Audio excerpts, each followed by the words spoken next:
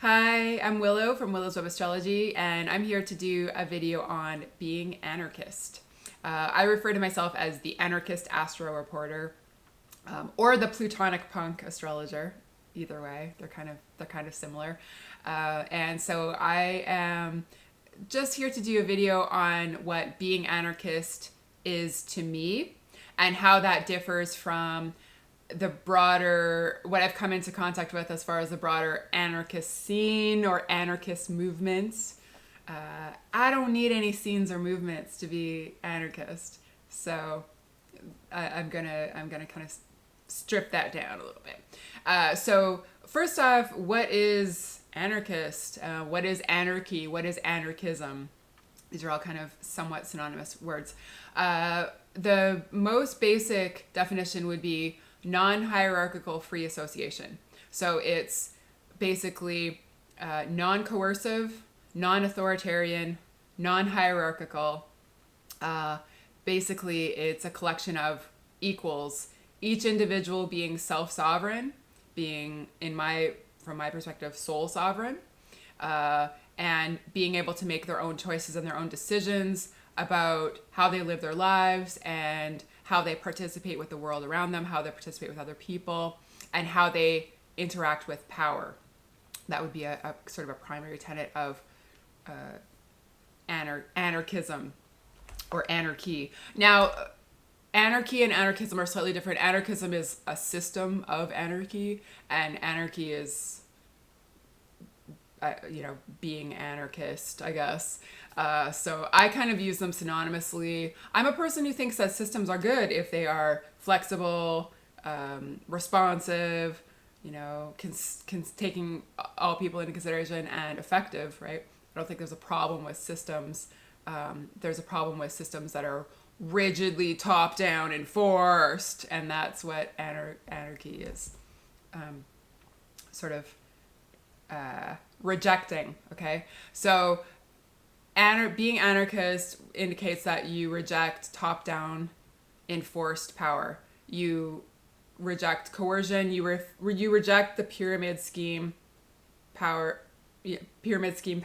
constructs that and the pyramid scheme power construct is basically how most of almost all of our institutions are set up. So this poses a definite challenge in how to be anarchist in a world that is very hierarchical, mostly patriarchal hierarchy. Sure, women are kind of going along with the patriarchy as well and getting their rewards for doing so. But, a world that is set up according to hierarchical power, where everyone is kind of managed and controlled by, these layers, these people and these layers that are above them. And there's sort of this murky higher up somewhere kind of telling you what to do, telling you how to live your life, making your decisions for you. So yeah, basically this type of top-down pyramid scheme style hierarchical power would be rejected by anarchists. And being anarchist to me is, again, like I say, being self-sovereign, being soul sovereign. It's the idea of to thine own self be true. Now, this doesn't mean that you get a free pass, you can just screw around, do whatever you want to do, because in order to be anarchist, you also need an intense level of responsibility, self-responsibility, and also responsibility to the world around you, the people around you who you're interacting with. So it isn't, there are some misconceptions about anarchy or anarchism, that it is about hedonism or selfishness. I don't believe that that's true. Of course, there can be elements of that because there are elements of that in human society. But again, I think to be an anarchist, to be a person who's sort of under his or her own guidance, it takes a lot of responsibility. Anarchy and anarchism are also not synonymous with violence or recklessness or chaos. It's not a system where there aren't any rules. It's a system where there aren't any rulers. So the rules are agreed upon and the rules are followed and the rules are enforced. Sure, there's authority There's authority in a system of anarchy or anarchism, but it's not a system where you're having things violently enforced, coercively enforced, or sort of the threat of violence or the threat of censure, the threat of not being able to make a living, all of the things that the current power structures use to keep people in line. Those are not the guiding principles of being anarchist. Okay, so I've come into contact with, like I said, what I would call the anarchist scene or the anarchist movement. They call it the anarchist milieu. And I have had pretty frictional interactions with that scene, or just confrontations with how I differ from that. So I'm going to go down basically a list of differences between my version of being anarchist and the anarchist movement, the anarchist scene, the anarchist milieu. Okay. So the first thing that kind of will throw you off when you come into contact with broader anarchist scenes is that, well, yes, they're often very male dominated, and they're often very dominated by 20-something males. Okay, so it's a very young kind of scene. At the same time, they have their heroes. They're kind of like old school anarchist writers, and they're generally male too, right? Older males. So it's basically younger males looking up to older males in this scene. And there's kind of a rigid stranglehold on the discourse that's kind of being held by these gatekeepers, by these mostly 20-something males. They're not all 20-something, and I'm sure they sprinkle in a few token females here and there. But and this is the reality of the situation. If you look into it, you'll find that I am telling the truth here. So basically, my work has not been able to crack into the current sort of larger anarchist groups, which is fine because, like I said, my version of being anarchist doesn't require a scene or a movement or anything. It just is. And that goes back to the idea that I think anarchist is more of a verb than a noun. So I think it's more of a way of being, a way of thinking, a way of living, a set of guiding principles that help you to navigate the world, a sort of guiding philosophy. Whereas in the anarchist scene or the anarchist milieu, there's often a little bit of lifestyle policing. There's often, again, rejection of any issues, subjects, topics that don't fit their kind of already well-established discourse. The difficulty that I had, like the particular subject that I was trying to get out into these anarchist scenes was genetically modified alfalfa. And genetically modified alfalfa is a huge threat. All genetic GMOs are really, because they are infiltrating the food supply, they're cross-contaminating non-GMO varieties. We're losing markets in Europe, so this is affecting farmers' livelihoods. There's huge health and safety issues related to GMOs and the chemical herbicides and pesticides that are combined with these GMOs. GM alfalfa in particular is an issue because alfalfa is a huge foundation stone in the organic system. So, and what's happening is, since alfalfa is a feral perennial, this is the first ever feral perennial GMO that's being released into the world, into the natural world, and it's rapidly contaminating the natural crop of alfalfa. And once that genie's out of the bottle, I don't know if there's any putting it back in, right? Once the natural crop is cross-contaminated, yeah. So corporate GMO corporations, GMO and chemical corporations, insidiously infiltrating our food supply without people's knowledge or without their permission, is certainly an issue that I would say would be of interest in anarchy, right? In a system of anarchism. But I had a lot of bounce back. I actually had my article straight out rejected from a site called anarchy.org. And the really funny thing about anarchy.org was that it developed as a reaction to the limited discourse on a Reddit anarchy page. So they were supposed to be like the renegades, right? And then, they're sort of bouncing back topics that don't fit their discourse. I also tried to get that information out through a site called It's Going Down. Same thing. They didn't even answer my email, so I didn't even get a response from them at all. So this is some of the stuff that I've kind of come into contact with, and I sort of realized again that the tenets of the anarchist scene as it currently exists don't actually fit my anarchist principles in a number of ways. And so the first is that lifestyle policing has no place in anarchy in my mind. Telling people how they have to live their lives, that's an authoritarian thing, right? And saying like, you're going to be socially censored or you're going to be, rejected from this scene if you don't fall in line with these ideologies. That is a coercive and authoritarian thing, right? So that doesn't fit my understanding of what it is to be anarchist. There are certain what I would call anarchist scene pet issues, right? And so if you fall into that kind of narrow discourse, you're considered a real anarchist, and if you don't, you aren't, right? And so some of the pet issues are veganism and animal rights, climate change, that's a huge one, Antifa, which is anti-fascist, which frankly, very, very problematic as far as what I've seen going on there.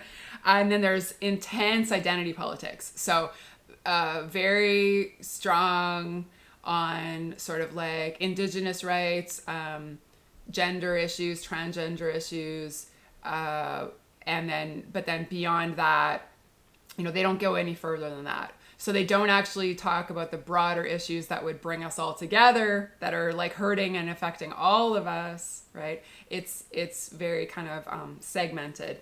And there are other pet issues as well that are going on. They also like to look at things that are going on overseas. Like they want to look at they don't want to look at seems they don't want to look at the problems in their own backyard. They want to look at things that are going on elsewhere. And again, I'm not sure who's exactly shaping what subjects can be in the public discourse and what can and which ones can't. I don't know who has the power and the control to do that, but there are certainly those gatekeepers, and I would say, again, dominated by 20-something males, so somewhat problematic. And then, of course, the anarchy stars, which are the established writers, which are mostly male as well. If women are included, they're generally having to talk about what it's like to be a woman in this world. Like it's all in relation to the patriarchy, in relation to men. It's not women just doing their own work, putting their own work out as equals. It's, this woman as special interest. That's kind of a scenario that's going on. Yeah, and so just a few of the things about the lifestyle policing as well. I've heard things such as if you work in a real job and pay rent, then you're not a real anarchist. Not true. The idea is kind of like, oh, if you don't train hop and live in a squat and eat out of dumpsters, you can't call yourself an anarchist. Not true. Not true. I've even seen, this is really inexplicable, this statement, if you don't interact with other anarchists, can you really call yourself an anarchist? Of course you can, because being anarchist is like something that doesn't depend on other people. It's something that, it's a way of living, a way of life. There's similar lifestyle police in the punk movement as well, right? Where it's like, oh, you can't call yourself a real punk unless you listen to these bands and you dress this way and da da da, which again, I don't agree with. I don't think punk actually has anything to do with the music you listen to. And yeah, I might be in the minority there, but that's what anarchists are always in the minority, frankly, right? So basically what I've come into contact with is sort of the same hierarchies and the same censorship and the same rigid kind of rules for, participation that exist in the mainstream structures, right? So they're just replicating these in the alternative or pseudo-alternative structures. And I find this goes on in most of the pseudo-alternative channels, that they're sort of replicating these same pyramid scheme, hierarchical, gatekeeperly, types of scenarios. I'm also what I would call a spiritual anarchist, and whereas most anarchists, or a lot of anarchists, I wouldn't say most, a lot of anarchists declare as atheist. So that's a difference as well. Whereas I feel that my authority is my higher power, and that's the guidance I'm trying to draw on. Other anarchists would reject that and say that you can't be an anarchist if you have a higher power at all, right? Again, I would disagree. I'm also a practical anarchist, okay, and so that means that I adapt my way of living to the scenario that is around me, to the challenges that are around me, to the way the world is operating, and that includes with the money system. So basically, money is often, I would say, demonized, and yeah, I get it. The love of money is the root of all evil. Greed is horrifically evil thing. But money, money in and of itself, I don't think is necessarily evil. Currency is not necessarily evil. And the one of the problems with what I would, see as the anarchist scene is kind of ideals that are divorced from reality, a sort of pie in the sky mentality about money, where they're completely rejecting money, and they're completely rejecting anyone who, again, works for money or pays for things with money. They're rejecting those people as anarchists, which to me is strange. One illustration of that is that I was somewhat peripherally involved in a couple in an anarchist place in Winnipeg, Manitoba, and basically I just hung out there a few times. I tried to do a talk there. They weren't interested in the topic, so it was another kind of thing there. And there was an anarchist library, and it was really great. It was fantastic. It was in this old kind of character building, and it was in the same building as this place called Mondragon Workers Co-op. And Mondragon was a workers co-op, so the workers all owned the co-op, and it was a restaurant, organic grocery store, bookstore, and just kind of like a meeting place for people. And it was really great, and it lived for I don't know, over a decade. And upstairs in that building was a little anarchist library, which was fantastic to find, all this anarchist literature, all these books that you would not normally find in the standardized libraries. But they were in danger of losing their space because they couldn't come up with their rent. And so I was, what I did was I donated a little bit of jewelry for them to, because I make bead jewelry. So I donated some jewelry for them to sell or auction off. And then I was kind of trying to brainstorm other ideas to raise money. And they were almost disgusted, like they were almost grossed out that I was like trying to earn money. But it's like, well, you guys are going to lose, the reality of it is that you have to pay rent. You're not going to get this space for free in like downtown Winnipeg, Manitoba. And so if you want to keep this space, you're going to have to raise the rent, you're going to have to come up with the rent money. So that was just kind of a thing where I was like, what? Like, so, again, I would say like the ideals are kind of divorced from the realities. And yes, I understand disgust with the money system. I absolutely understand that. I'm disgusted with the way the money system operates, and with how phony it is, really. I mean, it's they're pieces of paper. They have no intrinsic value, other than the value that we psychologically put on it. So, I mean, I get all of that, but I also understand living in the world, and I understand that you do, in this current society, you do need money to buy certain things. Even if you want to go off and live in the wilderness, you're still going to need supplies. You're probably going to need a vehicle to get you out there. You're not going to flap your wings and fly out there, are you? You're going to need gas for your vehicle. You're going to need, you're not going to be able to grow all your own food, most likely. If you want to buy a farm, well, you buy a farm that costs money. So, it's a little bit, like I said, what I would call the anarchist scene is a little bit divorced from practical realities. And I'm very much a practical, realist anarchist as well. So the takeaway with this video is just that, anarchist exists as a natural, organic way of being outside of any scene, outside of any political movement. And I think that anarchism is the way that people would naturally come together to solve problems and get things done if left to their own devices. And I come from Saskatchewan, which has a history of farming communities, ranching communities, and back in the day, and even like to a great extent to this day, farming communities and ranching communities are on their own. Okay, so like if problems happen, they have to solve them themselves. They have to create a society that works, and they have to solve the problems. The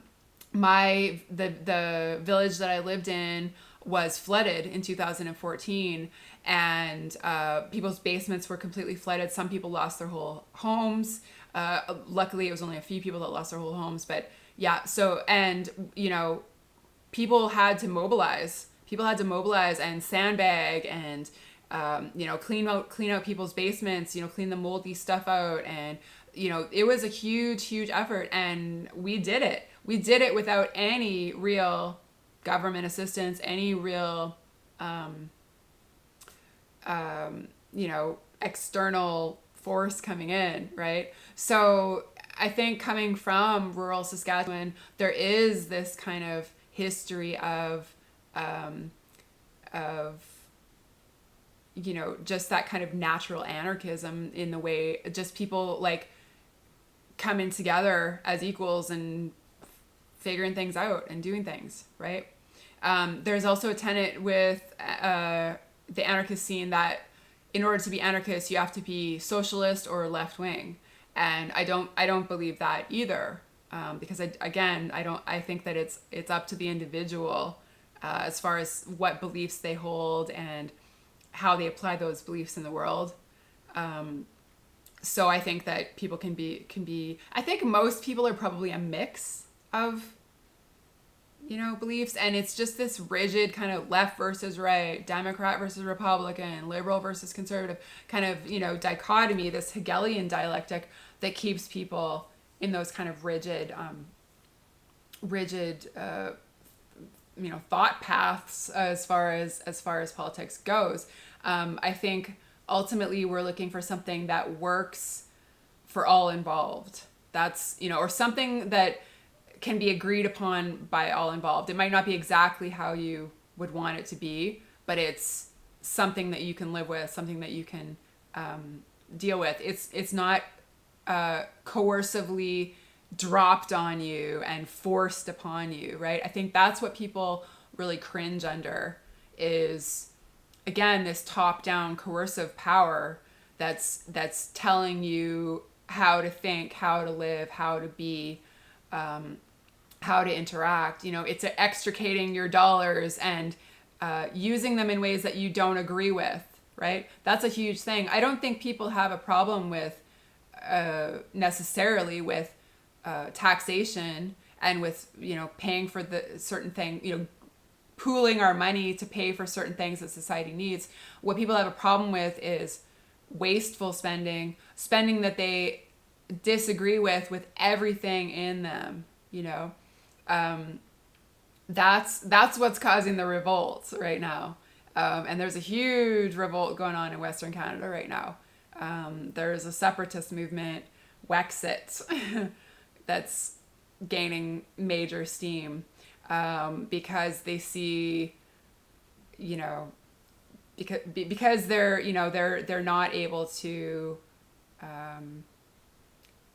operate in the way that they would want to operate. Basically, they're not able to live their lives in the way that they would want to live their lives. So, there's a lot of angst going on there. And that's one other reason why I did this video right now, is that we've just had the federal election in Canada. And I often see people say, oh, if you don't vote, you don't have an opinion. If you don't vote, you can't say, you can't, say that you have any right to your, being taken into consideration. And I do not agree with that, because as an anarchist, I reject the current governmental structures. I reject the way that power is set up, the power structures. I reject hierarchy. I reject coercive power. I reject authoritarianism. And that's ultimately how our power structures are operating, as top-down, coercive, authoritarian pyramid schemes. So I believe that the personal is political. So I don't participate in what I see as a sham political system, but I am out there fighting sociopolitically on a daily basis, really. I think that the way people live their lives, the choices they make, is political, right? And that's a political force. And so you can definitely be politically, socio-politically active without operating within the current straight up shit show of governmental structures.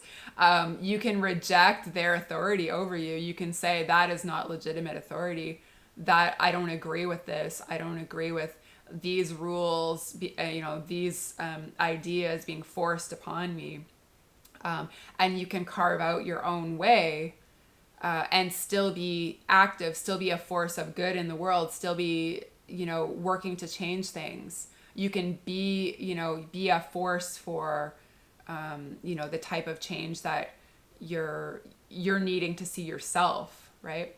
So ultimately, being anarchist means being willing to stand on your own 2 feet. So that's a bit ableist. Being able to, be on your own. Let's just put it that way. Okay. Being able to be on your own and to take responsibility for your own choices, your own decisions, the things you do or do not do in your life. Again, it's an intense level of responsibility, and it's self-sovereignty. So it's not placing anyone above you who's dictating how you live your life or what you do with yourself. So anyway, that is basically my version of being anarchist in a nutshell. It definitely differs, as I say, from the anarchist scene, the anarchist milieu, the anarchist movement, all of that type of stuff. But I am certainly anarchist. I've always been this way, even before I knew that there was a word for it. I knew that I was somehow different from most other people. I knew that I didn't agree with the systems as they existed, the structures as they existed, and I knew that I had to sort of go my own way. And so this is just, like I say, this is just a natural way of being. It's not anything that it's not a trend, it's not a fad, it's not anything that I'm putting on. It's not a phase, it's not something I'm gonna grow out of, like wearing a green mohawk and then all of a sudden you're like, oh geez, foolish youth. No, it's not that, it's something that is really just, a core way of being, and it will continue for the duration. I'll be anarchist for the duration. And so I just want to sort of put that version of anarchist out into the world, because I think that it doesn't maybe get as much play as the tossing rocks through a Starbucks window or throwing a Molotov cocktail.